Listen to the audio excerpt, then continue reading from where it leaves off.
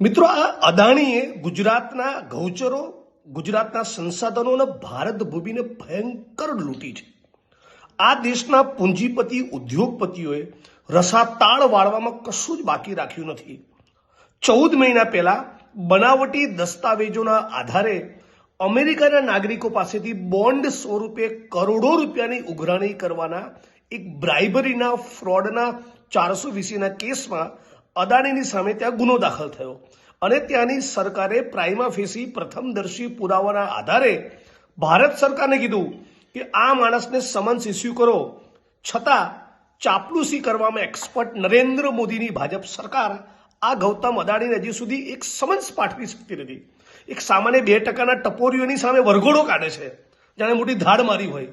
પણ આટલો મોટો પૂંજીપતિ જેની સામે 24,000 કરોડના કૌભાંડનો અમેરિકાની સરકારમાં, અમેરિકાની કોર્ટમાં આરોપ છે, એને 14 મહિનાથી સમન્સ પાઠવી શકતી નથી. તો છેલ્લે થાકી હારીને અમેરિકાની સરકારે અમેરિકાની કોર્ટમાં ગઈકાલે કીધું કે તમે અમને પરમિશન આપો, તમે ડાયરેક્ટ ઈમેલ કરીને અમને સમન્સ પાઠવીએ. તમે કલ્પના કરો, નરેન્દ્ર મોદી પોતાની એવી છબી ઊભી કરવાની કોશિશ કરી છે કે હું ખાતો નથી ને ખાવા દેતો નથી. તો જેણે 24,000 કરોડનું કૌભાંડ કર્યું છે અને અમેરિકાની કોર્ટ કહે છે, અમેરિકાની કોર્ટ સમન્સ ઇસ્યુ કરે છે, અને છતાં ગુજરાતની સરકાર કે ભારતની સરકાર એ અદાણીને સમન્સ પાઠવવા તૈયાર નથી. મતલબ કે ભ્રષ્ટાચારીને સ્પષ્ટપણે છાવરી રહી છે. એટલું જ નહીં, આ તો સિવિલ કોર્ટ, સિવિલ મેટર, પણ સાથોસાથ અદાણીની સામે ક્રિમિનલ મેટર પણ દાખલ થઈ છે.